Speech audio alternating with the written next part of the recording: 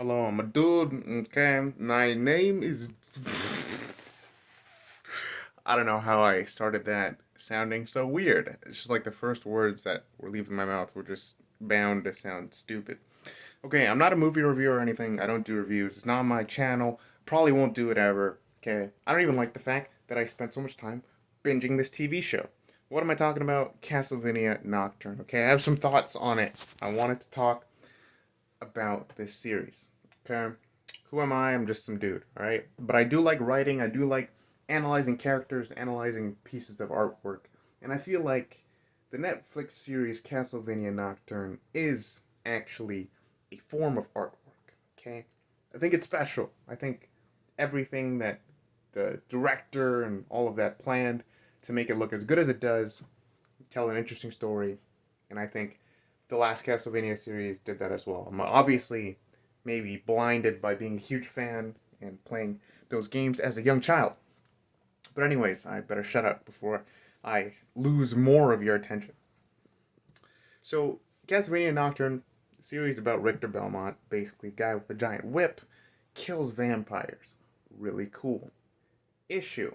There seems to be controversy over characters, character decisions. I don't know every single controversy that's going on, but I wanted to talk about my thoughts about the story and about a specific character that people are beefing with quite a bit. My hair looks funky as hell. There's a character in the series called Annette, and apparently in the original series, she was race swapped. So she was originally white and now she's black in this series. And in this particular show, they talk a lot about like, well, not talk about it, but they show like slavery. They show like all the things that she went through and like how that's a big part of her character. And it was one of those things that I was initially a little bit apprehensive about. I didn't know how I was going to perceive her character, but in the end, it was really cool. I like what they did with the magic. I felt like they used like her backstory to show how she uses magic, which is pretty cool. I felt like they did a really good job of showing like how emotionally she developed. Right, it wasn't like she just left that unscathed and she was fine. No, she's like a bit egotistical in a sense where she feels like, I'm somebody who overcame this gigantic struggle, like no one could understand that. She has like that perspective.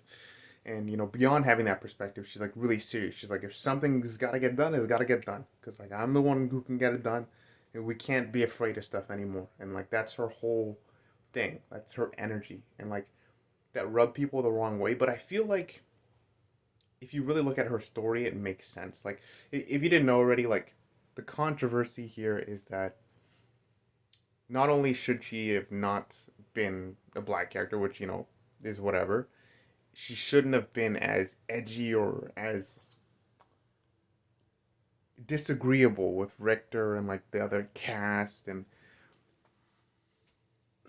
I already commented this on a post earlier, but I feel like when you have a character that disagrees with other characters or makes a decision that not everyone would like, I don't think that's a bad character. Is that crazy to think that like just because a character makes a different choice than you would like, that they're not a bad character? I personally like characters who do things that I do not like, because I feel like that's more in tune with what a human being actually is. Like I don't want to sound rude, but it always feels like when people talk about a character that's bad, they want them to be perfect and to not make any mistake. And I'm like, that's just so unrealistic. I think I liked Annette's character because she was like angry, and I expected her to be angry. I'm like, I know like if I did something like Richter did or some of the other characters did, or the kind of energy that Richter was giving off, like I could see her being mad at me. You know what I mean? So I just wanted to quickly talk about the fact that I feel like Annette was a pretty well written character, and they didn't fall into the fan serviness of saying like, "Oh, you're a Belmont, and you're like so cool," and like making her know everything about him. And no, she's just a person who showed up to this island with her own mission, her own agenda, her own goals, and she aims to, you know, see those through.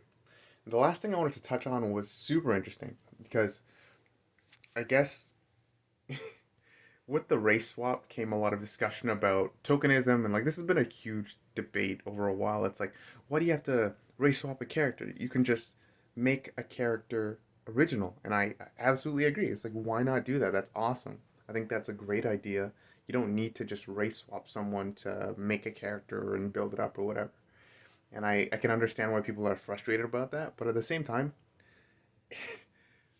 from my perspective, someone who didn't even know she was race swapped until after I finished the series, I really did like her character. I feel like there's some people who watch the series and because they knew she was race swapped, they kind of like turn off their ability to just see her as a character, which is, the cost that you pay for changing a character from what they originally were. But here's what I can say about that. What I can say about that is Marvel did it. Marvel, and it's done it so many times. Like, and there's so many times in Marvel and all these big studio companies where they'll race swap a character. And there was one time in particular I can remember that I thought it was going to bother me and it didn't. And it was with Nick Fury. I don't know if you know, you're big into Marvel and all of that, but a long time ago, it's like super huge into comics. But long story short, they made Samuel L. Jackson, an actor, play Nick Fury. And initially I was like, what the heck? This isn't Nick Fury, right? But then I started seeing the way he's performing and all this. I was like, wait, like I actually like this guy. So my view on race swap and all of that at the moment is if they do a race swap and they do a character really, really well, like I'm not as apprehensive about it. I'm like, you know what? Like I thoroughly enjoyed that. I would rather not know. I guess that maybe adds something to unmess with my mind, but I think the reason it messes with people's minds is they're like, oh, they're just doing this as a plot device. It's like, I'm making this character black because I know it's going to pull in more views or some shit like that, right? I just found that super interesting. And I guess I want to leave with one of the other reasons I believe I'm kind of okay with it in this specific circumstance. As far as I know, Annette or Annette specifically, I don't know about Nick Fury, but Annette was never animated. She was never put into her own series of any kind that I can tell, other than like a video game. So she came straight from a video game to becoming a character that is now in, live animated action. And I feel like because of that, they felt that they could take some liberties with how they wanted to portray the character when they animated her. And I kind of feel like that's okay. As long as the writer and the person who created the series is fine with that, then why not? So yeah, those are my very long and rambly opinions on that. But yeah, see ya.